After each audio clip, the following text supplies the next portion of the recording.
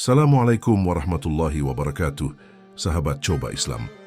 Alhamdulillah kita telah sampai di episode ke-9 dari kisah perjalanan hidup Rasulullah. Ingat ya sahabat, jangan skip videonya agar tidak terjadi kesalahpahaman dalam memahami alur kisah ini. Tonton videonya hingga akhir agar tidak melewatkan hikmah yang berharga. Sahabat Coba Islam, sebelum kita memulai kisah penuh makna ini, mari bersama-sama kita lantunkan solawat untuk junjungan kita, baginda Nabi Muhammad Shallallahu Alaihi Wasallam. Allahumma sholli ala Muhammad wa ala ali Muhammad. Kami mengajak Anda untuk menyimak video ini hingga selesai, agar setiap kisah yang disampaikan dapat dipahami dengan baik dan tidak terjadi kesalahpahaman. Jangan lupa untuk mendukung kami dengan memberikan like, subscribe, serta meninggalkan komentar jika ada hal yang perlu dikoreksi atau diluruskan. Bismillahirrahmanirrahim. Mari kita mulai kisahnya. Setelah kemenangan gemilang dalam Perang Badar, kaum muslimin semakin dihormati di Madinah. Namun keberhasilan ini justru menyalakan api kebencian di hati kaum Yahudi Bani Qainuqa'.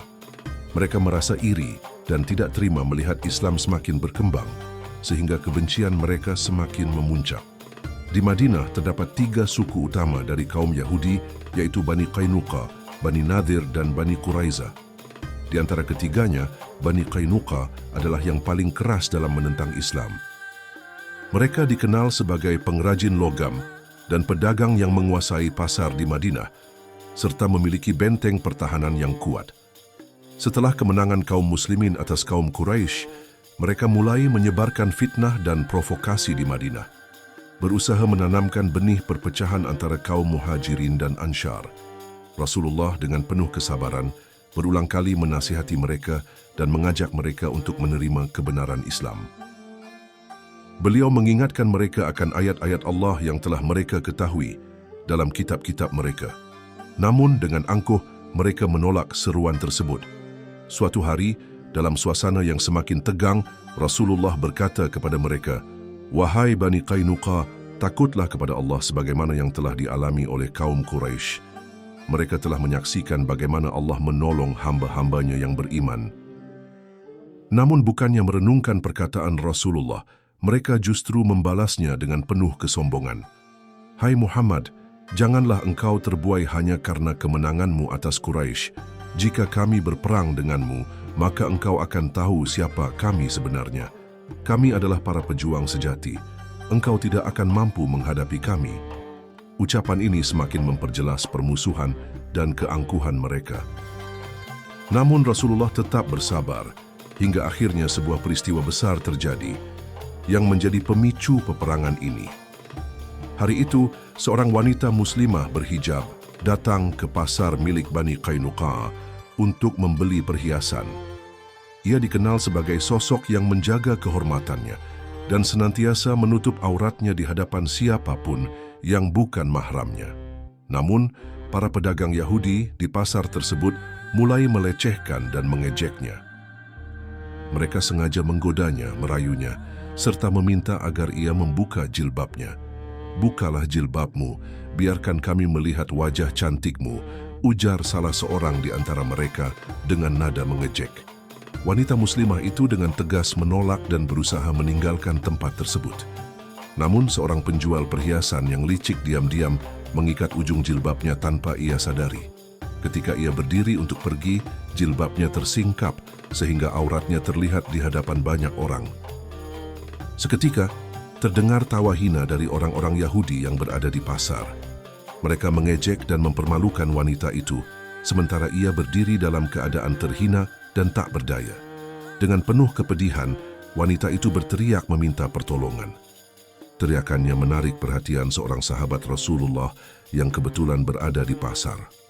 Dipenuhi amarah, sahabat itu segera menyerang pelaku yang telah melecehkan wanita muslimah tersebut hingga terbunuh. Namun kaum Yahudi yang marah tidak tinggal diam. Mereka beramai-ramai mengeroyok sahabat itu dan membunuhnya sebagai balasan. Kabar ini segera sampai kepada Rasulullah yang menerimanya dengan perasaan sedih dan geram.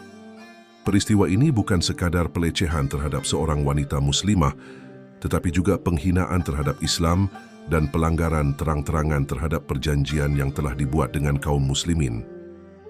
Menyadari keseriusan kejadian tersebut, Rasulullah segera mengumpulkan pasukan muslimin dan menunjuk Hamzah bin Abdul Muttalib sebagai pembawa bendera perang. Dengan suara tegas, beliau berkata kepada para sahabatnya, "Demi Allah, kaum Yahudi ini telah melampaui batas. Mereka tidak lagi menghormati kehormatan seorang muslim, maka kita tidak akan tinggal diam." Dengan semangat jihad yang berkobar, pasukan muslimin segera bergerak menuju benteng Bani Qainuqa, di mana kaum Yahudi telah bersiap untuk berlindung di balik pertahanan mereka. Sesampainya di sana, Rasulullah berdiri di depan gerbang benteng dan menyeru mereka dengan lantang, "Wahai Bani Qainuqa, kalian telah mengkhianati perjanjian. Kalian telah mencederai kehormatan seorang muslimah dan membunuh seorang muslim yang tak bersalah. Keluarlah dan bertanggung jawablah atas perbuatan kalian." Namun dengan penuh kesombongan, mereka menolak ajakan Rasulullah menutup gerbang dan memilih untuk bersembunyi di dalam benteng mereka. Maka pengepungan pun dimulai. Benteng Bani Qainuqa yang selama ini mereka banggakan sebagai benteng pertahanan yang kokoh, kini justru berubah menjadi tempat yang menjerat mereka sendiri. Hari demi hari berlalu dan setelah 15 hari pengepungan, keadaan mereka semakin terdesak. Persediaan makanan menipis, harapan untuk bertahan semakin pudar. Mereka mulai menyadari bahwa tidak ada lagi jalan keluar. Ketakutan terlihat jelas di wajah-wajah mereka. Orang-orang yang sebelumnya penuh kesombongan dan keangkuhan, kini diliputi kegelisahan dan kehilangan harapan. Para pemimpin mereka saling berpandangan dengan resah, berusaha mencari cara untuk menyelamatkan diri. Salah satu tetua mereka, dengan suara bergetar berkata, "Kita harus menyerah. Jika kita terus bertahan, kita akan mati kelaparan atau dibantai." Namun, sebagian dari mereka masih tetap keras kepala dan enggan menerima kenyataan. "Apakah kalian ingin menyerahkan diri kepada Muhammad? Tidakkah kalian ingat bagaimana kita menertawakan ajarannya? Bagaimana kita memperolok para pengikutnya?" Ujar salah seorang dari mereka dengan nada marah. Namun pada akhirnya, rasa takut mengalahkan kesombongan mereka. Mereka tahu bahwa tidak ada pilihan lain selain menyerah. Maka, dengan kepala tertunduk, mereka menyerahkan diri kepada Rasulullah dan pasukannya. Ketika berita penyerahan diri Bani Qainuqa sampai kepada Abdullah bin Ubay bin Salul, pemimpin kaum munafik, ia segera bergegas menemui Rasulullah. Dengan wajah penuh kepanikan dan sikap berpura-pura peduli, ia berdiri di hadapan Rasulullah dan berkata, "Wahai Muhammad, mereka adalah sekutuku. Mereka telah hidup bersamaku selama bertahun-tahun. Jika engkau membunuh mereka, bagaimana dengan perjanjian kita?" Namun Rasulullah tetap teguh pada keputusannya. Dengan suara tegas beliau menjawab, "Wahai Abdullah, mereka telah melanggar perjanjian. Mereka telah menghina dan melecehkan seorang muslimah. Mereka juga telah membunuh seorang sahabat kita.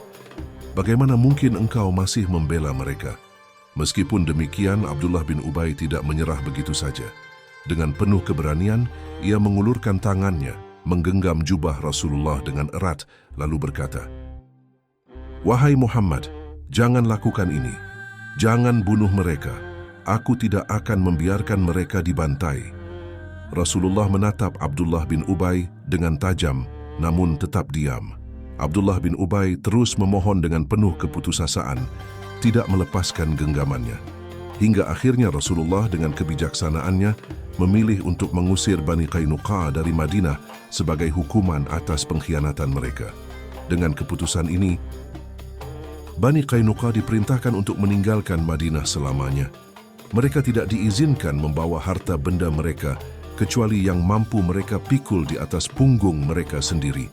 Saat mereka meninggalkan Madinah, langkah mereka berat dan penuh kehinaan. Wajah-wajah mereka pucat, mata mereka kosong, tubuh mereka gemetar. Dahulu mereka begitu angkuh terhadap kaum muslimin, kini mereka pergi dengan penuh kehinaan.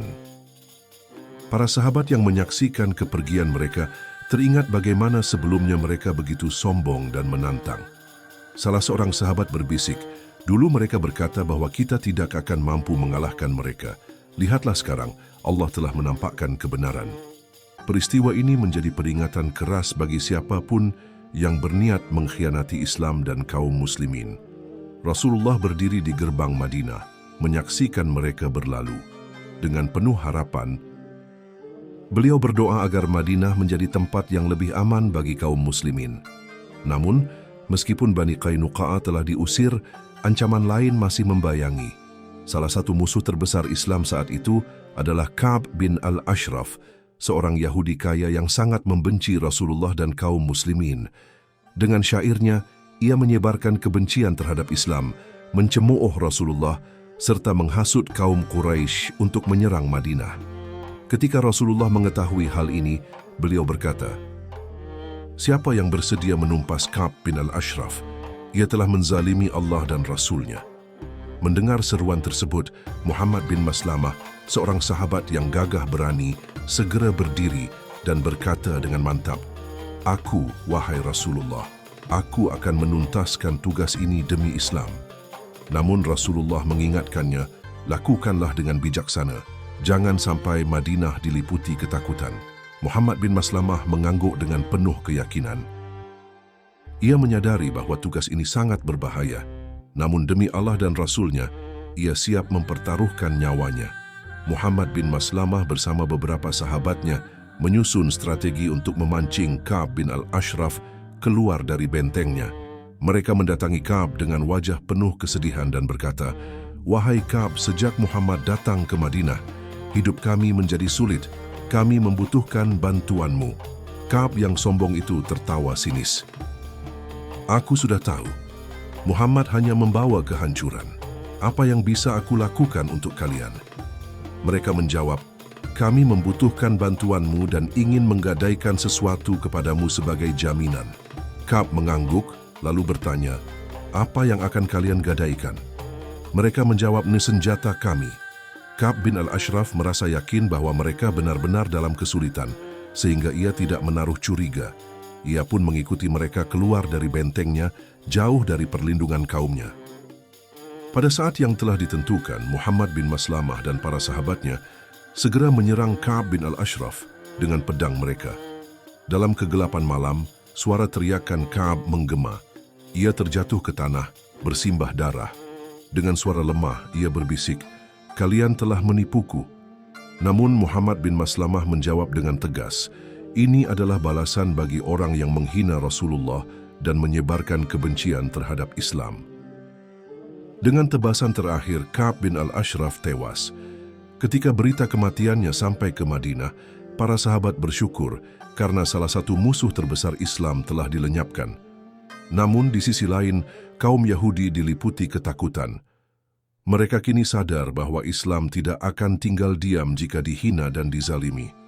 Salah seorang dari mereka berkata dengan suara bergetar, "Jika Muhammad bisa menumpas Ka'b, maka tidak ada yang aman di kota ini."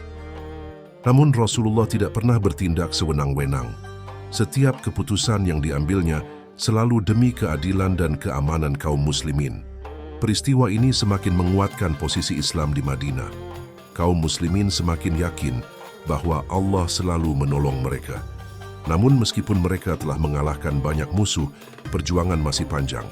Sebab kaum musyrikin Makkah belum berhenti menyusun rencana untuk menghancurkan Islam. Setahun telah berlalu sejak kekalahan kaum Quraisy dalam Perang Badar. Namun dendam yang menyala di hati mereka tak kunjung padam. Di Makkah, para pembesar Quraisy mengadakan pertemuan besar di Darun Nadwah. Suasana ruangan itu dipenuhi kemarahan dan kebencian. Abu Sufyan dengan mata yang berkilat penuh dendam berdiri di tengah-tengah mereka dan berkata dengan suara lantang, "Kita tidak bisa membiarkan Muhammad dan pengikutnya menikmati kemenangan ini. Kita harus membalas kekalahan kita di Badar. Kita harus mengumpulkan kekuatan dan menghapus aib yang telah menimpa kita." Seruan itu disambut dengan pekikan penuh semangat. Para pemimpin Quraisy segera menggalang dana dan menghimpun pasukan. Mereka membuka pintu selebar-lebarnya bagi siapa saja yang ingin menyumbang. Emas dan perak mengalir deras. Mereka berhasil mengumpulkan 1.000 unta dan 50.000 dinar, jumlah yang sangat besar untuk mendanai perang. Sementara itu, kaum wanita Quraisy yang juga menyimpan dendam mendalam bersumpah untuk ikut serta dalam pertempuran. Mereka bukan hanya sebagai penyemangat, tetapi juga sebagai saksi agar para prajurit Quraisy tidak melarikan diri dari medan perang. Di saat yang sama Allah menurunkan wahyu, memperingatkan mereka tentang kesia-siaan harta yang mereka belanjakan untuk menentang Islam. Sesungguhnya orang-orang yang kafir itu menafkahkan harta mereka untuk menghalangi manusia dari jalan Allah. Mereka akan menafkahkan harta itu, kemudian akan menjadi penyesalan bagi mereka, lalu mereka akan dikalahkan. Al-Quran Surah Al-Anfal 36. Setelah persiapan selesai, pasukan besar Quraisy yang berjumlah 3.000 prajurit berangkat menuju Madinah dengan keyakinan penuh akan kemenangan. Mereka membawa 3.000 unta, 200 kuda, dan 700 baju besi. Komando tertinggi dipegang oleh Abu Sufyan, sementara pasukan kavaleri dipimpin oleh Khalid bin Walid, yang dibantu oleh Ikrimah bin Abu Jahal. Keduanya adalah ahli strategi perang yang tangguh. Di barisan belakang, 15 wanita Quraisy, termasuk Hindun binti Utbah, istri Abu Sufyan, mengiringi pasukan sambil menyanyikan syair-syair penyemangat. Majulah, wahai prajurit Quraisy, jangan lari dari medan perang. Jika kalian mundur, kami akan mencela kalian seumur hidup. Seruan para wanita Quraisy menggema, membakar semangat pasukan. Suasana semakin tegang. Kaum Quraisy bergerak dengan penuh keyakinan, menyangka bahwa kali ini mereka akan menghancurkan Islam untuk selamanya. Sementara itu, Rasulullah menerima kabar tentang kedatangan pasukan Quraisy. Di Madinah, beliau telah mendapatkan informasi dari paman beliau, Abbas bin Abdul Muttalib, yang masih berada di Makkah. Abbas segera mengirim utusan ke Madinah dengan pesan yang sangat penting. Dalam suratnya tertulis, "Wahai Muhammad, kaum Quraisy telah bersiap untuk menuntut balas. Mereka datang dengan pasukan besar. Bersiaplah, karena mereka tidak akan menunjukkan belas kasihan." Ketika Rasulullah membaca surat itu, wajah beliau tampak serius dan penuh pertimbangan. Beliau segera mengumpulkan para sahabatnya untuk membahas strategi terbaik dalam menghadapi serangan musuh. Ketika semua sahabat telah berkumpul, Rasulullah menjelaskan situasi yang mereka hadapi. Kaum Quraisy telah berangkat menuju Madinah dengan pasukan besar. Mereka ingin membalas kekalahan mereka di Badar. Apa yang menurut kalian terbaik untuk kita lakukan? Dua pendapat pun muncul di antara para sahabat. Pendapat pertama datang dari sahabat-sahabat senior, termasuk Rasulullah sendiri. Mereka mengusulkan agar tetap bertahan di dalam kota Madinah. Madinah adalah benteng kita, kata Rasulullah. Jika mereka menyerang, kita bisa bertahan dan memanfaatkan medan yang kita kenal dengan baik. Biarkan mereka masuk ke Madinah, lalu kita perangi mereka di dalamnya. Namun pendapat kedua datang dari para pemuda dan mereka yang belum ikut serta dalam perang Badar. Ya Rasulullah, jangan biarkan musuh datang dan mengepung kita. Kita harus keluar dan menghadapi mereka di medan terbuka. Hamzah bin Abdul Muttalib, yang dikenal gagah berani, mengangkat suaranya. Demi Allah, kami tidak akan bertahan seperti pengecut. Biarkan kami keluar dan melawan mereka seperti laki-laki sejati. Banyak pemuda lain ikut bersemangat. Kami tidak ingin orang-orang Quraisy berkata bahwa kaum muslimin pengecut. Kami ingin bertarung di medan perang.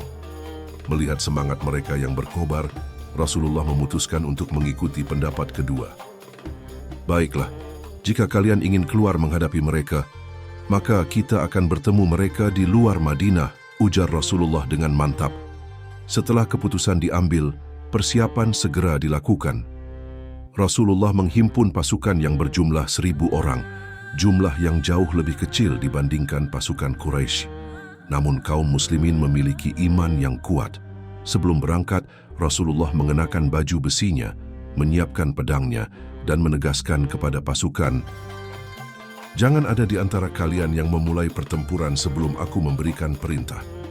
Langit masih remang-remang ketika pasukan muslimin bergerak menuju Gunung Uhud. Suasana terasa tegang. Angin pagi membawa bisikan doa-doa lirih dari mulut para sahabat. 1.000 pasukan muslimin melangkah dengan penuh tekad. Meskipun jumlah mereka jauh lebih sedikit dibandingkan 3.000 pasukan Quraisy yang telah siap di medan perang. Namun, di tengah perjalanan, terjadi sesuatu yang membuat dada kaum muslimin bergetar. Abdullah bin Ubay bin Salul, seorang pemuka kaum munafik, mendadak menghentikan langkahnya.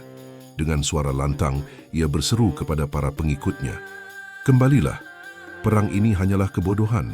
Kita akan mati sia-sia." Para sahabat yang mendengar ucapan itu terkejut. "Apa maksudmu, Abdullah? Kenapa kau berbicara seperti itu?" tanya seorang sahabat dengan mata penuh kecurigaan. Abdullah bin Ubay mendengus sinis.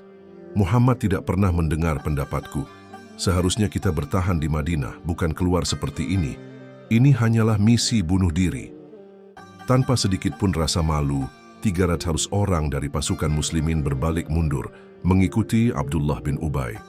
Kini pasukan Rasulullah yang semula berjumlah 1.000 orang, hanya tersisa 700 orang. Kaum muslimin yang masih bertahan terpaku melihat pengkhianatan itu. Wajah-wajah mereka memancarkan kemarahan dan kekecewaan. Rasulullah menyaksikan semuanya dengan mata tajam. Beliau tidak berbicara, hanya menatap lurus ke depan. Namun, para sahabat bisa merasakan bahwa pengkhianatan ini tidak akan menggoyahkan beliau. Abu Bakar maju dengan wajah geram. "Biarkan mereka pergi. Kita tidak membutuhkan orang-orang munafik dalam barisan kita," ujar Rasulullah dengan tenang. Di antara pasukan, Umar bin Khattab mengepalkan tangannya. Matanya memancarkan kemarahan.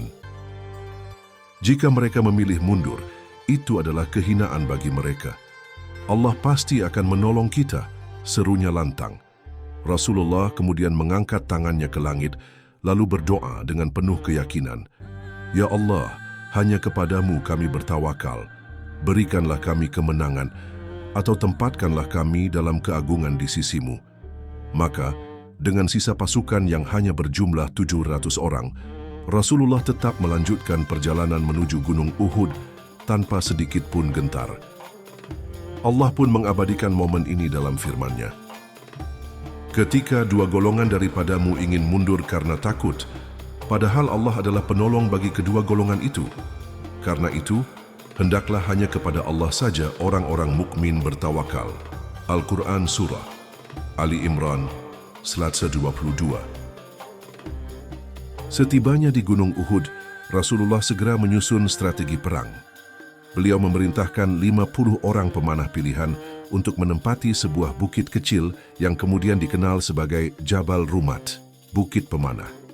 Dengan suara tegas, beliau berkata kepada Abdullah bin Jubair, komandan pasukan pemanah, "Tetaplah kalian di atas bukit ini. Jangan turun apapun yang terjadi. Jika kalian melihat kami menang, jangan turun. Jika kalian melihat kami kalah, jangan turun. Tetaplah di tempat kalian." Para pemanah mengangguk mantap. Mereka berjanji untuk tidak meninggalkan posisi mereka sebelum Rasulullah memberi perintah. Sementara itu, sisa pasukan lainnya dibagi menjadi beberapa kelompok. Sayap kanan dipimpin oleh Munzir bin Amr. Sayap kiri dipimpin oleh Zubair bin Awwam.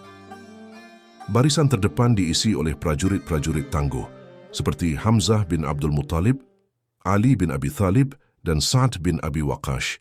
Mereka siap mengorbankan jiwa mereka untuk membela agama Allah. Rasulullah berdiri di barisan depan, menatap lurus ke arah 3.000 pasukan Quraisy, yang kini sudah siap bertempur. Di kejauhan, pasukan Quraisy berdiri dengan angkuh, dipimpin oleh Abu Sufyan bin Harb sebagai komandan utama. Di sayap kanan, Khalid bin Walid, yang kala itu masih dalam keadaan musyrik, bersiap memimpin pasukan berkuda dengan strategi yang matang. Di sayap kiri, Ikrimah bin Abu Jahal menghunuskan pedangnya dengan penuh kebencian terhadap kaum muslimin, siap menebas siapapun yang menghadang. Di barisan belakang, kaum wanita Quraisy turut serta untuk menyemangati pasukan mereka. Mereka memukul rebana dan menyanyikan lagu-lagu perang, dipimpin oleh Hindun binti Utbah, istri Abu Sufyan. Dengan penuh kesombongan, Hindun berseru, "Wahai para pemuda Quraisy, jika kalian menang, kami akan menerima kalian dengan bangga. Namun jika kalian lari, jangan harap kami akan menyambut kalian kembali." Seruan itu semakin membakar semangat pasukan Quraisy. Mereka merasa yakin bahwa kemenangan sudah berada di tangan mereka. Sebelum pertempuran dimulai, Abu Sufyan maju ke tengah-tengah medan perang. Dengan suara lantang ia berteriak ke arah pasukan muslimin.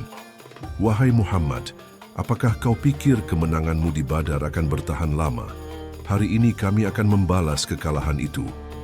Namun, Rasulullah hanya tersenyum tipis dan menjawab dengan penuh keyakinan, "Segala sesuatu berada di tangan Allah. Kemenangan adalah miliknya dan Dia memberikannya kepada siapa yang Dia kehendaki." Tiba-tiba terdengarlah suara takbir yang menggema dari barisan kaum muslimin. "Allahu Akbar, Allahu Akbar, Allahu Akbar." Seruan itu mengguncang medan perang, menggetarkan hati setiap yang mendengarnya. Langit di atas gunung Uhud mulai memerah seiring fajar menyingsing. Udara terasa dingin, tetapi api jihad membara di dada para sahabat. Di tengah suasana yang semakin tegang, Rasulullah berdiri di hadapan pasukan muslimin. Matanya menatap tajam ke arah para sahabatnya yang siap berkorban di jalan Allah. Beliau tahu, perang ini akan menjadi ujian besar. Dalam kesunyian yang mencekam, Rasulullah menghunuskan pedangnya, lalu mengangkatnya tinggi-tinggi ke udara. Lalu Rasulullah berkata dengan suara lantang, "Siapa yang akan mengambil pedang ini dan memenuhi haknya?" Sejenak pasukan muslimin terdiam. Mereka tahu bahwa hak pedang ini bukan sekadar memegangnya, tetapi menggunakannya dengan keberanian hingga mencapai kemenangan atau mati syahid. Beberapa sahabat maju ingin mengambil pedang itu, tetapi Rasulullah menariknya kembali sebelum menyerahkannya. Kemudian, seorang lelaki bertubuh tegap dengan tatapan penuh keberanian melangkah maju. Dialah Abu Dujana, sahabat yang terkenal dengan keberaniannya di medan perang. Dengan suara tegas ia bertanya, "Apa hak pedang ini, wahai Rasulullah?" Rasulullah tersenyum tipis, lalu menjawab, "Hak pedang ini adalah engkau menebas wajah musuh dengannya hingga mereka tunduk." Tanpa ragu sedikit pun, Abu Dujana mengangguk mantap. Dengan suara lantang yang menggetarkan hati para sahabat, ia berkata, "Aku akan mengambil pedang ini dan akan memenuhi haknya, wahai Rasulullah." Maka Rasulullah menyerahkan pedang itu kepadanya. Begitu pedang berada di tangannya, Abu Dujana mengikatkan tali merah di kepalanya. Seketika, sorak-sorai pasukan muslimin menggema. Abu Dujana telah mengikatkan ikat kepala merahnya. "Perang ini akan menjadi saksi keberaniannya," seru salah seorang sahabat. Setiap kali Abu Dujana mengenakan ikat kepala merahnya, semua orang tahu ia akan bertarung hingga titik darah penghabisan. Ia mulai berjalan di antara barisan pasukan muslimin dengan langkah gagah dan penuh percaya diri. Gerakannya menunjukkan kewibawaan dan keberanian yang luar biasa. Melihat itu, Rasulullah tersenyum tipis, lalu bersabda, "Sesungguhnya itu adalah cara berjalan yang dibenci Allah, kecuali dalam kondisi seperti ini." Sebab saat itu adalah perang, maka keangkuhan Abu Dujana bukanlah kesombongan yang tercela, melainkan bentuk kepercayaan diri seorang mujahid yang siap bertempur di jalan Allah. Langit Uhud mulai berpendar cahaya fajar yang samar. Kini, pasukan muslimin dan kaum Quraisy berdiri berhadap-hadapan di medan perang. Suasana tegang, mata-mata para pejuang bersinar penuh determinasi. Sementara hati mereka berdebar, menanti perintah untuk bertarung mempertahankan agama Allah. Dari barisan pasukan musyrikin, Talha bin Abi Talha al-Abdali maju ke depan. Suaranya menggema di tengah keheningan, lantang dan penuh tantangan. "Siapa yang berani melawanku? Akulah pembawa panji Quraisy, aku adalah pejuang paling berani. Majulah jika kalian ingin mati." Kaum muslimin menahan diri, menimbang langkah mereka. Talha bukanlah prajurit biasa. Ia terkenal sebagai ksatria tangguh, gagah berani dan ahli dalam pertempuran. Tiba-tiba, dari barisan kaum muslimin, Zubair bin Awam melesat ke depan dengan lompatan menggetarkan. Seperti singa yang menerkam mangsanya, ia menyerang Talha dengan kecepatan luar biasa. Pedangnya berkelebat tajam, membelah udara dengan suara mencekam. Dalam hitungan detik, Talha yang gagah perkasa tersungkur di tanah. Pedang Zubair telah menorehkan ajalnya. Sorak takbir menggema di seluruh medan pertempuran, bergemuruh dari para sahabat Rasulullah. "Allahu Akbar, Allahu Akbar." Di tengah riuh kemenangan, Rasulullah tersenyum penuh kebanggaan, lalu bersabda, "Sesungguhnya setiap nabi memiliki hawari, pengikut setia, dan hawariku adalah Zubair." Zubair bin Awam berdiri tegap, matanya bersinar. Kemenangan pertamanya di Uhud membakar semangat kaum muslimin untuk bertempur dengan keberanian yang luar biasa. Setelah duel yang mengawali pertempuran, kaum musyrikin mulai menggempur pasukan muslimin. Pasukan Quraisy yang berjumlah 3.000 orang, lengkap dengan senjata, kuda, dan baju perang, menyerbu tanpa ampun. Namun, kaum muslimin yang hanya berjumlah 700 orang tetap teguh, bertempur dengan semangat jihad yang menyala-nyala. Di antara mereka, Abu Dujanah maju dengan langkah mantap. Pedang Rasulullah kini berada di tangannya, dan ia bersumpah akan menunaikan hak pedang itu dengan sebaik-baiknya. Dengan ikat kepala merah yang melingkar di dahinya, ia menerjang barisan musuh tanpa rasa takut. Setiap kali pedangnya terayun, satu demi satu pasukan Quraisy roboh di hadapannya. Dari sisi lain, Hamzah bin Abdul Muthalib, paman Rasulullah, bertarung layaknya singa buas di tengah pasukan musyrikin. Dengan tubuh kekar dan pedang berkilau, ia menghabisi musuh tanpa gentar. Pertempuran semakin sengit, debu beterbangan, suara pedang beradu, dan teriakan perang mengguncang medan Uhud. "Ya Allah, aku tidak akan mundur. Kalian akan melihat bagaimana pedang Allah bekerja," seru Hamzah saat ia menerjang pasukan Quraisy tanpa ampun. Satu demi satu pembawa panji Quraisy tumbang. Mereka yang mencoba menggantikan pun tak luput dari serangan kaum muslimin. Hingga akhirnya panji Quraisy tergeletak di tanah. Tak ada yang berani memungutnya kembali. Di atas bukit kecil, 50 pasukan pemanah yang dipimpin oleh Abdullah bin Jubair memberikan andil besar dalam pertempuran. Dari posisi strategis, mereka menembakkan panah tanpa henti, menghalangi gerak maju pasukan Quraisy. Rasulullah yang melihat semangat luar biasa, pasukannya tersenyum penuh kebanggaan. Kaum muslimin tengah memenangkan pertempuran. Hati mereka dipenuhi keimanan, rasa takut telah sirna, dan semangat jihad semakin membara. Kaum musyrikin mulai mundur. Mereka tak menyangka bahwa pasukan kecil kaum muslimin mampu melawan mereka dengan begitu gagah berani. Kemenangan kini di depan mata. Namun, sebuah peristiwa akan mengubah segalanya. Di tengah riuhnya pertempuran, terjadilah tragedi memilukan bagi kaum muslimin. Hamzah bin Abdul Muthalib, singa Allah, gugur di medan Uhud. Ia telah bertarung dengan gagah berani, menebas musuh-musuh Allah tanpa gentar. Setiap ayunan pedangnya adalah hujaman mematikan yang menumbangkan pasukan Quraisy. Ia menerjang seperti singa yang mengamuk di tengah kancah peperangan. Namun, di kejauhan, seorang budak bernama Wahsy bin Harb mengintainya. Wahsy bukanlah prajurit yang ahli dalam peperangan, tetapi ia memiliki satu keahlian mematikan, melempar tombak dengan akurasi sempurna. Majikannya Jubair bin Mut'im telah berjanji akan membebaskannya dan memberinya harta kekayaan jika ia berhasil membunuh Hamzah. Dendam Hindun dan Jubair terhadap Hamzah begitu dalam. Hamzah telah membunuh ayah dan saudara mereka dalam perang Badar. Di salah satu sudut medan perang, Wahsy menunggu dengan sabar. Ia bersembunyi di balik bebatuan, mengamati setiap gerakan Hamzah dengan tatapan tajam. Ketika Hamzah tengah bertarung melawan seorang prajurit Quraisy, Wahsy mengangkat tombaknya dengan penuh kehati-hatian, dan dia ingin segera pergi dari medan perang setelah membunuh Hamzah. Wahsy melihat celah. Ia mengangkat tombaknya perlahan, mengatur napas dengan tenang, lalu melemparkannya dengan sekuat tenaga. Tombak itu melayang cepat, menembus tubuh Hamzah, menancap tepat di bawah pusarnya. Hamzah terhuyung, tangannya yang kokoh mencoba mencabut tombak itu, tetapi tenaganya mulai melemah. Darah mengucur deras dari lukanya. Tubuhnya yang perkasa bergetar, lalu jatuh ke tanah, nafas terakhirnya terputus. Kaum muslimin yang menyaksikan kejadian itu terkejut. Terdengar teriakan pilu, "Hamzah, wahai singa Allah, Allahu Akbar." Hamzah, pahlawan yang begitu dicintai kaum muslimin, kini terbujur kaku di tanah Uhud.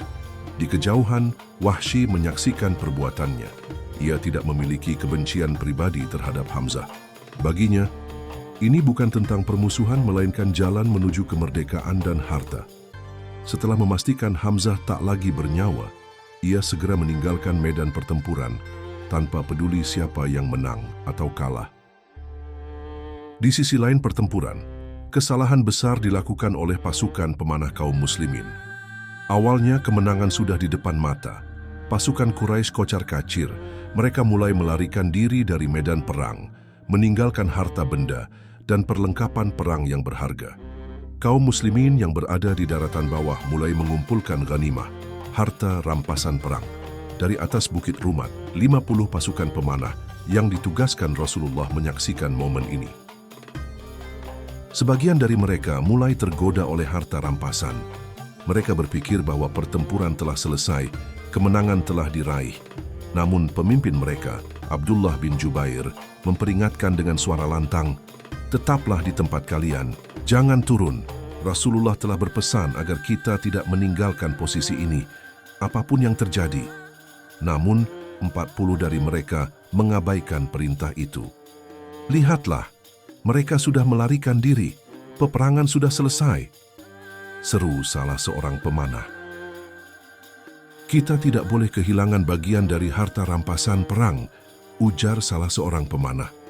Akhirnya, 40 orang pemanah turun dari bukit, meninggalkan hanya 10 orang yang tetap bertahan di posisinya.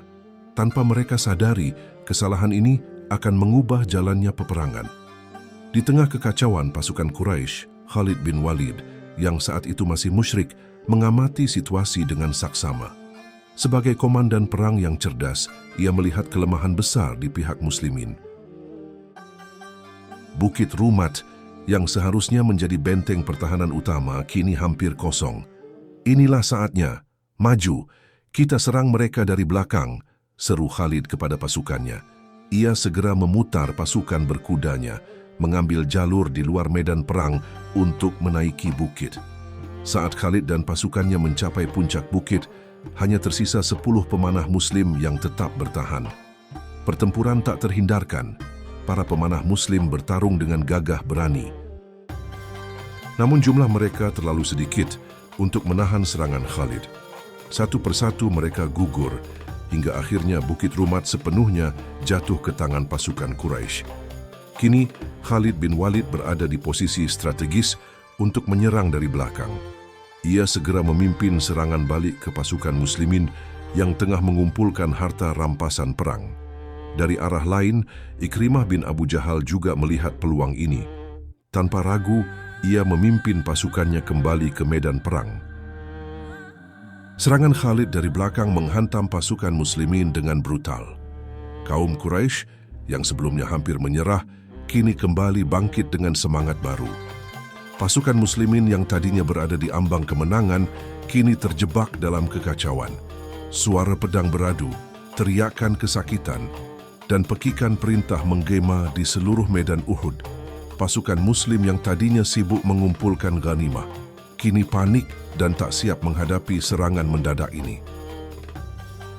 Sebagian lari ke bukit-bukit, sementara yang lain mundur ke Madinah dalam kebingungan.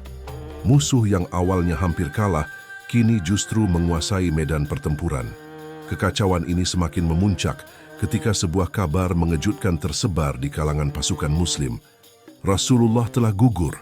Mendengar kabar ini, hati para sahabat hancur. Beberapa di antara mereka hampir kehilangan semangat untuk bertempur. Rasulullah gugur? Tidak mungkin. Apa yang harus kita lakukan? Seru seorang sahabat dengan suara penuh keputusasaan. Namun, di tengah kekacauan yang melanda, masih ada sahabat-sahabat yang tetap teguh dan tak tergoyahkan. Di antara mereka, Anas bin Nadar bangkit dan berteriak lantang, "Wahai kaum muslimin, jika Muhammad telah gugur, maka Allah tetap hidup. Berjuanglah di jalan Allah." Teriakan itu membangkitkan kembali semangat sebagian kaum muslimin, namun situasi di medan perang tetap sulit. Pasukan muslim kini tidak hanya berhadapan dengan serangan dari depan, tetapi juga serangan mendadak dari belakang yang dipimpin oleh Khalid bin Walid. Peristiwa ini menjadi titik balik dalam perang Uhud. Kemenangan yang hampir diraih berubah menjadi kekalahan yang menyakitkan akibat kesalahan sebagian pasukan muslimin. Para pemanah yang tergoda oleh harta rampasan perang telah melemahkan pertahanan, membuka celah yang dimanfaatkan oleh musuh. Namun di balik kekalahan ini, terdapat hikmah besar sebagai pelajaran berharga bagi kaum muslimin. Allah menegur mereka dalam firman-Nya. Dan sungguh, Allah telah memenuhi janjinya kepadamu ketika kamu membunuh mereka dengan izinnya, hingga ketika kamu lemah dan berselisih dalam urusan itu, serta mendurhakai perintah setelah Dia memperlihatkan kepadamu apa yang kamu inginkan, kemenangan. Di antara kamu ada yang menghendaki dunia, dan di antara kamu ada yang menghendaki akhirat. Al-Quran Surah Ali Imran 152. Perang Uhud bukan hanya ujian fisik, tetapi juga ujian keimanan bagi kaum muslimin. Dan mereka yang tetap teguh akan terus berjuang di jalan Allah. Dalam keheningan yang mencekam di tengah pertempuran, Rasulullah berdiri tegak di antara hiruk-pikuk perang, dikelilingi oleh hanya 9 orang sahabat setianya. Pasukan muslimin berada dalam kekacauan besar. Sebagian dari mereka tercerai-berai akibat serangan mendadak pasukan Quraisy yang dipimpin oleh Khalid bin Walid. Pemanah yang meninggalkan posisinya telah menyebabkan kaum muslimin kehilangan keunggulan mereka. Melihat pasukannya terdesak dan terkepung dari berbagai arah, Rasulullah tidak tinggal diam. Dengan suara yang menggetarkan hati, beliau berseru, "Wahai hamba-hamba Allah, kembalilah kepada agamamu, bertahanlah di jalan Allah." Namun, suara itu tidak hanya terdengar oleh pasukan muslimin. Pasukan Quraisy juga mendengarnya dan seketika menyadari bahwa Rasulullah masih hidup. Bagi mereka, ini adalah kesempatan emas. Dia masih hidup, Muhammad masih hidup, bunuh dia, dan kemenangan ada di tangan kita. Teriakan itu menyebar dengan cepat di antara barisan pasukan Quraisy.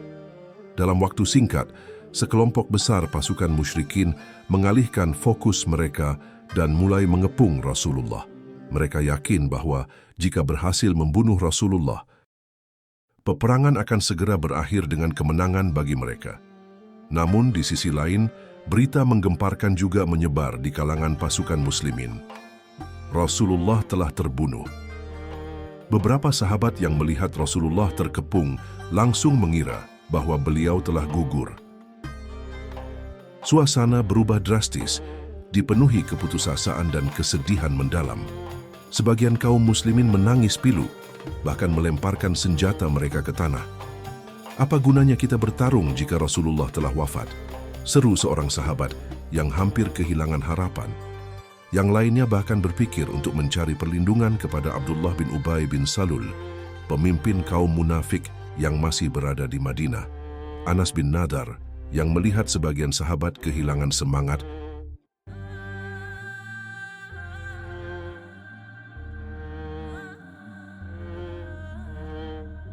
segera bergerak di antara mereka.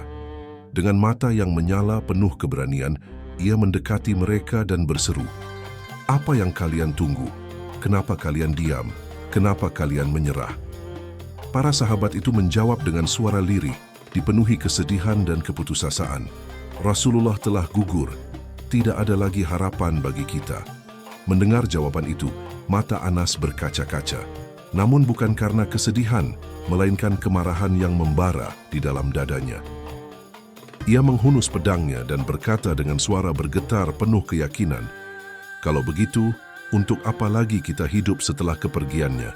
Demi Allah, jika Rasulullah telah wafat, maka mari kita berjuang hingga kita menyusulnya di surga." Tanpa ragu sedikit pun, Anas bin Nadar berlari ke tengah pertempuran, menebas siapa saja dari kaum Quraisy yang menghadangnya.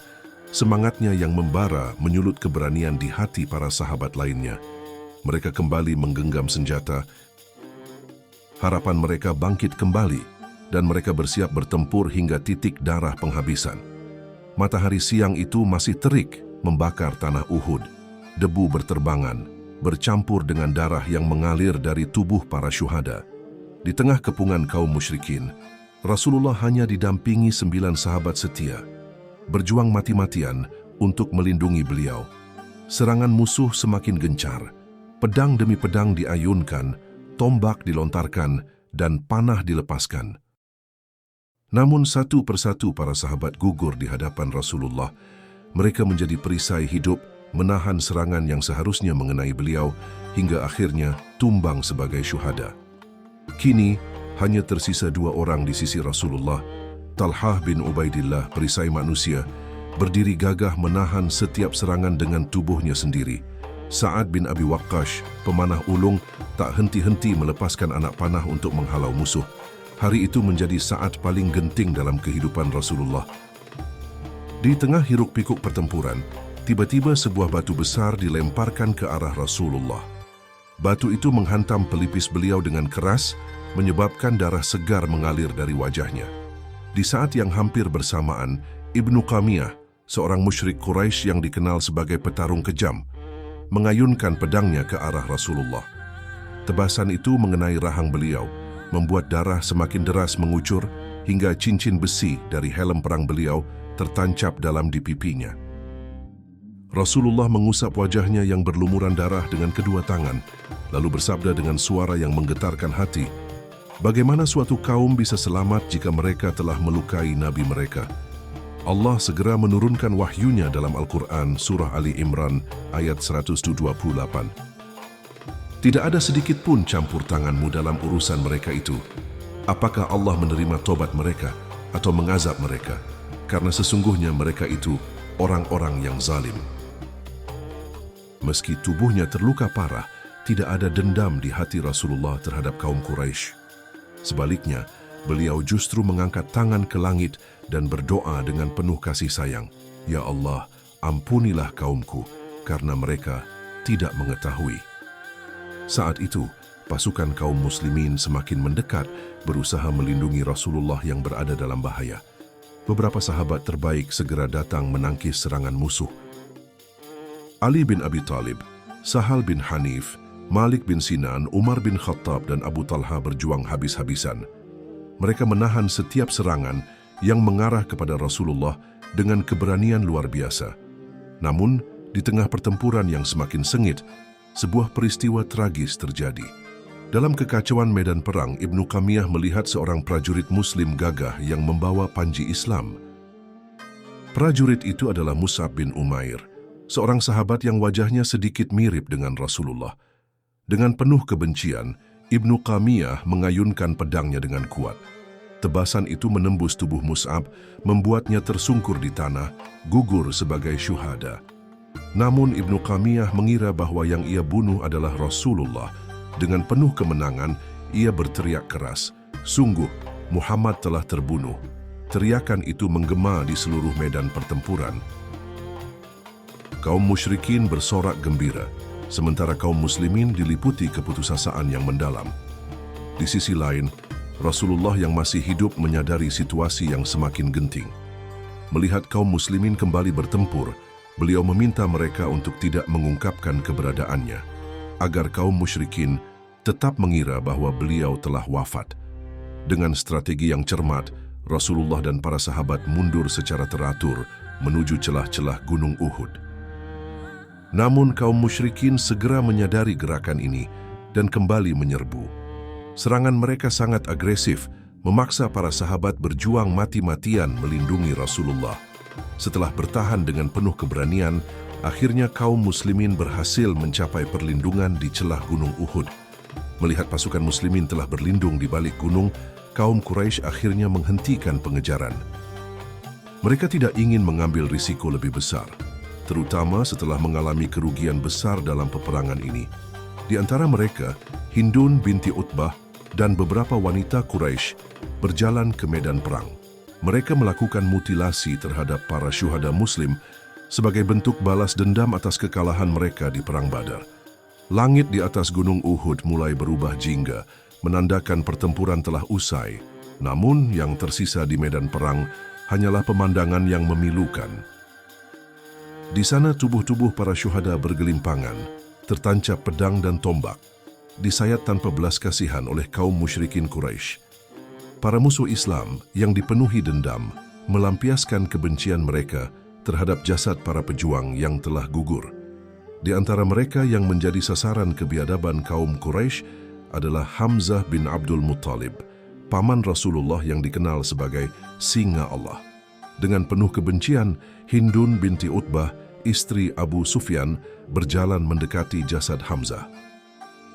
Di wajahnya terpancar kepuasan, melihat orang yang selama ini ditakutinya kini telah terbujur kaku. Dengan tangan yang gemetar namun diliputi dendam, Hindun merogoh dada Hamzah dan mencabut hatinya. Ia mencoba mengunyah hati itu sebagai simbol balas dendamnya, karena Hamzah telah membunuh ayahnya dalam perang Badar. Namun, begitu hatinya menyentuh lidahnya, ia merasa mual. Tekaknya bergetar, dan tanpa mampu menahannya, ia memuntahkannya kembali. Hamzah mungkin telah gugur. Tetapi Allah tidak mengizinkan tubuhnya dinodai lebih jauh. Di sekelilingnya, kaum musyrikin menyayat tubuh-tubuh syuhada lainnya, memotong hidung, telinga, bahkan merusak wajah mereka dengan keji. Di atas tanah Uhud, jasad para sahabat berguguran, tubuh mereka terkoyak, tertancap pedang dan tombak, dengan wajah yang nyaris tak bisa dikenali lagi. Namun, pemandangan yang paling membuat Rasulullah terpukul hingga hampir tak mampu berdiri adalah saat mata beliau melihat sosok yang sangat dicintainya, Hamzah bin Abdul Muttalib. Paman yang juga bagaikan saudara, singa Allah yang gagah berani, penjaga setia Rasulullah sejak awal Islam. Tetapi kini, tubuh Hamzah tak lagi utuh.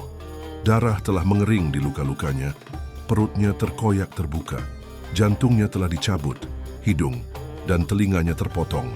Rasulullah terdiam, mulutnya bergetar, tetapi tak ada suara yang keluar. Lutut beliau lemas, hampir jatuh tersungkur, air mata tak terbendung lagi. Beliau menangis tangisan yang tak pernah terdengar sebelumnya, tangisan yang menggetarkan hati siapapun yang menyaksikannya. Ya Allah, suara Rasulullah parau, nyaris tersekat di tenggorokan. Tidak pernah aku melihat sesuatu yang lebih menyakitkan bagiku daripada ini. Beliau menggigit bibirnya, menahan luka yang tak terlihat, tetapi terasa lebih perih dari 1000 pedang yang menembus dada. Para sahabat yang menyaksikan tak mampu berkata apa-apa. Mereka ikut menangis, karena kesedihan Rasulullah adalah kesedihan seluruh umat Islam. Rasulullah bersimpuh di dekat jasad Hamzah, menyentuh wajahnya yang masih bersimbah darah, lalu berkata dengan suara yang bergetar, "Semoga Allah merahmatimu, wahai pamanku. Aku bersaksi bahwa engkau telah menepati janji kepada Allah. Tidak ada seorang pun yang lebih menjaga silaturahmi darimu. Tidak ada seorang pun yang lebih mencintai kebaikan darimu." Air mata beliau jatuh, membasahi wajah mulia Hamzah. Namun, tangis itu belum berakhir. Di tengah duka yang mendalam, tiba-tiba terdengar suara seorang wanita berlari terisak mendekati mereka. Syafiyah binti Abdul Muttalib, saudari Hamzah, bibi Rasulullah. Ia telah mendengar kabar duka itu, bahwa Hamzah telah syahid, bahwa tubuhnya telah dinodai oleh musuh. Ia ingin melihat saudaranya, ingin memeluknya untuk terakhir kalinya. Namun sebelum ia sampai, Rasulullah menoleh dan berkata dengan suara yang penuh kepedihan, "Jangan biarkan dia melihatnya." Para sahabat mengerti mengapa Rasulullah berkata demikian. Pemandangan ini bukan hanya menyedihkan, tetapi juga terlampau memilukan, melampaui batas kemanusiaan. Namun, Syafiyah bersikeras, "Ya Rasulullah, aku tahu bagaimana keadaan saudaraku, tetapi aku telah bersabar, dan aku ingin melihatnya dengan mata kepalaku sendiri." Akhirnya Rasulullah mengizinkannya. Ketika Syafiyah melihat jasad Hamzah, ia terhuyung. Tubuhnya gemetar hebat, mulutnya bergetar, tetapi tak ada suara yang keluar. Lalu, tangannya menutupi wajahnya, dan ia menangis sejadi-jadinya.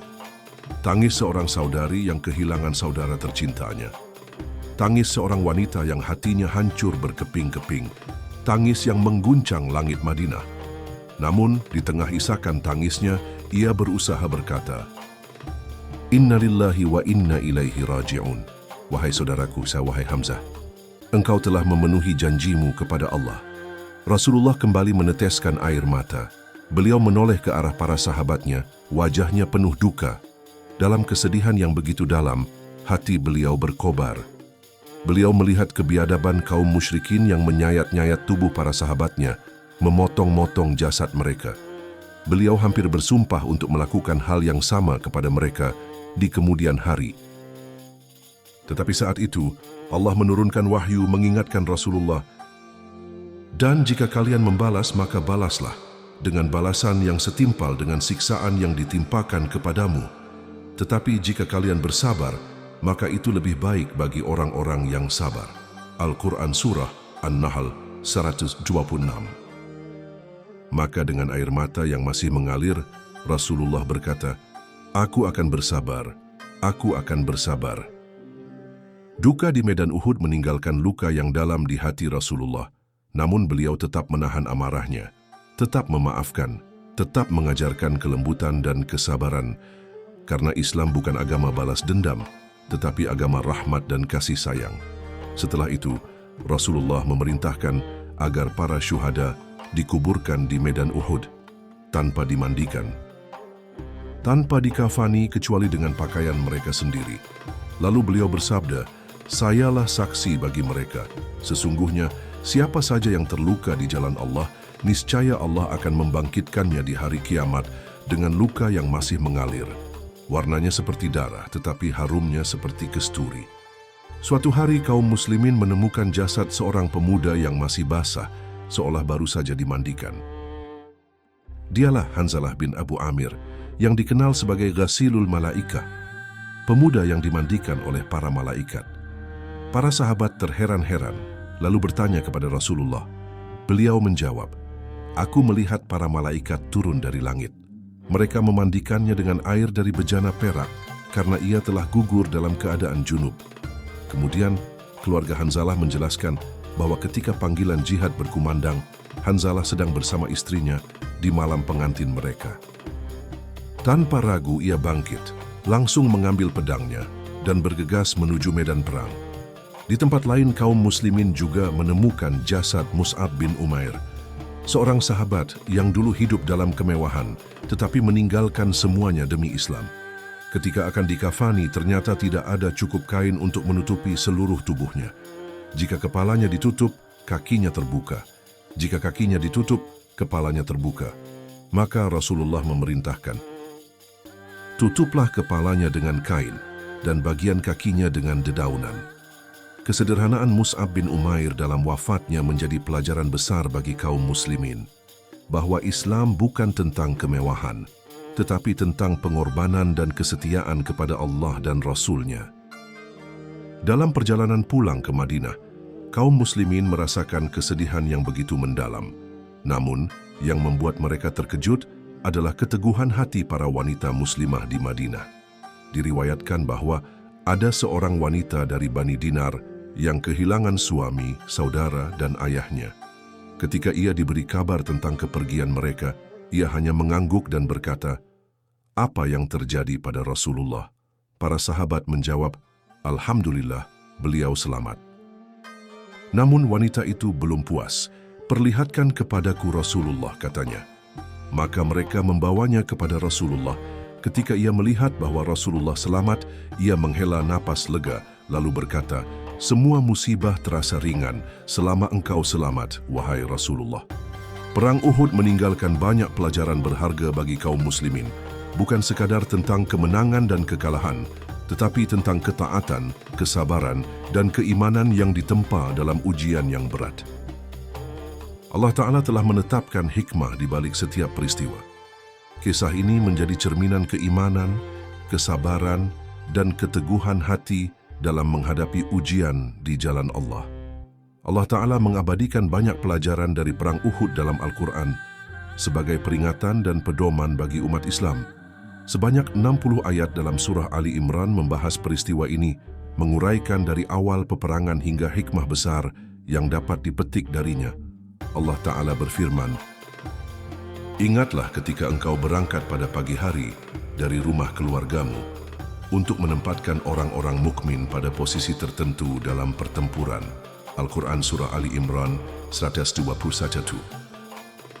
Ayat ini mengingatkan bagaimana Rasulullah dengan penuh strategi dan kehati-hatian menempatkan pasukannya di posisi yang tepat sebelum pertempuran dimulai. Namun, di balik semua usaha, Ketetapan Allah tetaplah yang paling menentukan. Allah menutup rangkaian ayat ini dengan hikmah yang agung. Allah sekali-kali tidak akan membiarkan orang-orang yang beriman dalam keadaan seperti sekarang ini, hingga Dia memisahkan yang buruk, munafik, dari yang baik, mukmin. Dan Allah sekali-kali tidak akan memperlihatkan kepadamu hal-hal yang gaib, tetapi Allah memilih siapa yang dikehendakinya di antara rasul-rasulnya. Karena itu, berimanlah kepada Allah dan rasul-rasulnya.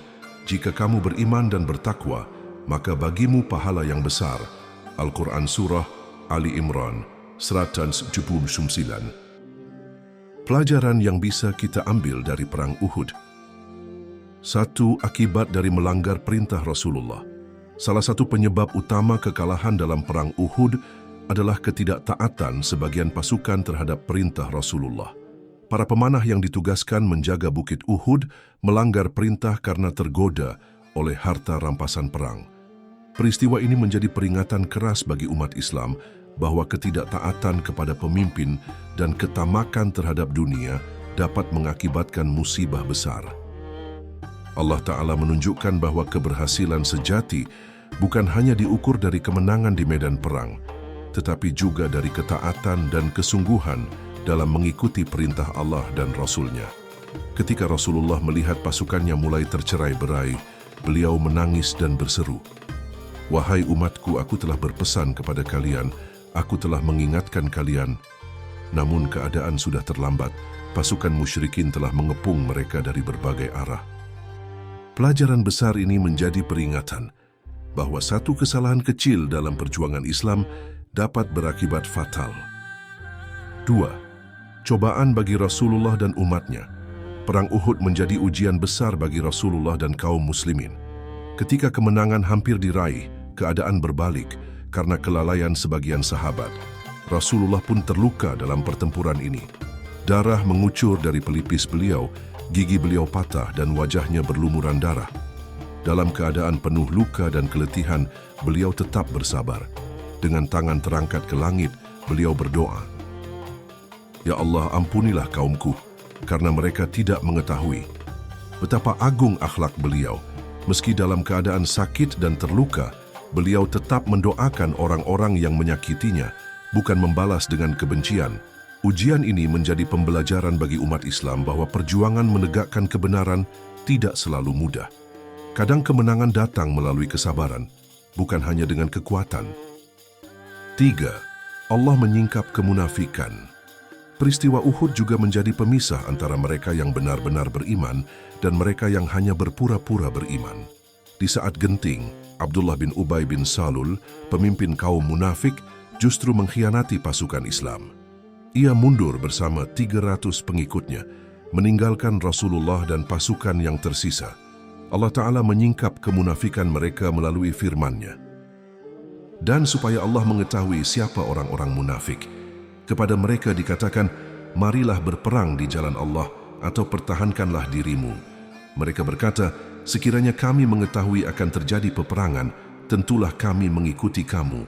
Pada hari itu, mereka lebih dekat kepada kekafiran daripada keimanan. Al-Quran Surah Ali Imran 167. Peristiwa ini menjadi pelajaran bahwa dalam perjuangan Islam selalu akan ada orang-orang yang berpura-pura beriman, tetapi sejatinya mereka adalah musuh dalam selimut. 4. Syahadah mati syahid adalah kedudukan tertinggi. Dalam Perang Uhud, 70 sahabat gugur sebagai syuhada. Mereka adalah orang-orang yang mengorbankan nyawa mereka demi Islam. Di antara mereka adalah Hamzah bin Abdul Muttalib, pahlawan besar yang gugur dengan tubuh tercabik-cabik oleh musuh. Rasulullah menangis saat melihat jasadnya, namun Allah Ta'ala meneguhkan hati beliau dan para sahabat dengan wahyu-Nya. Janganlah kamu mengira bahwa orang-orang yang gugur di jalan Allah itu mati. Bahkan, mereka itu hidup di sisi Tuhannya dengan mendapat rezeki. Al-Quran Surah Ali Imran 199. Kesyahidan para sahabat merupakan kehilangan besar bagi umat Islam. Namun di sisi Allah, mereka mendapatkan kedudukan yang jauh lebih mulia. Salah satu kisah yang paling menggetarkan hati adalah kisah Hanzalah bin Abi Amir. Saat panggilan jihad berkumandang, Hanzalah bin Abi Amir baru saja menikahi istrinya. Namun tanpa ragu, ia bangkit dari pelaminan, mengambil pedangnya, dan berangkat ke medan perang. Hanzalah gugur sebagai syahid dalam keadaan belum sempat mandi junub. Maka, Allah mengutus para malaikat untuk memandikan jasadnya, sehingga ia dikenal sebagai Ghasilul Malaika, yang berarti orang yang dimandikan oleh malaikat. Betapa mulianya kedudukan orang yang berjuang di jalan Allah. Kemenangan bukan hanya tentang kekuatan fisik, tetapi juga keimanan dan kesabaran. Meskipun kaum muslimin mengalami kekalahan dalam perang Uhud, Allah Ta'ala mengajarkan bahwa kemenangan sejati tidak hanya diukur dari hasil di dunia. Perang Uhud menjadi pelajaran bahwa kesabaran, ketaatan, dan keikhlasan adalah faktor utama dalam meraih kemenangan hakiki. Rasulullah dan para sahabat telah berjuang dengan penuh keteguhan hati dan tidak pernah menyerah meskipun menghadapi berbagai kesulitan. Allah Ta'ala berfirman sebagai penghibur bagi mereka. Jika kamu pada perang Uhud mendapat luka, maka sesungguhnya kaum musuh itu pun telah mendapat luka yang serupa. Dan masa kejayaan serta kehancuran itu kami pergilirkan di antara manusia. Al-Quran Surah Ali Imran 140. Setiap cobaan mengandung hikmah. Setiap perjuangan akan memperoleh balasannya. Dan setiap luka akan digantikan dengan kemuliaan di sisi Allah. Perjuangan belum berakhir. Kisah Rasulullah masih berlanjut. Sahabat Coba Islam, episode 9 ini kita cukupkan sampai di sini. Jangan lupa nantikan tayangan terbaru dari kisah perjalanan hidup Rasulullah yang akan terus hadir. Jangan lewatkan kisah-kisah penuh hikmah yang akan menambah kecintaan kita kepada Rasulullah. Akhir kata, wassalamualaikum warahmatullahi wabarakatuh.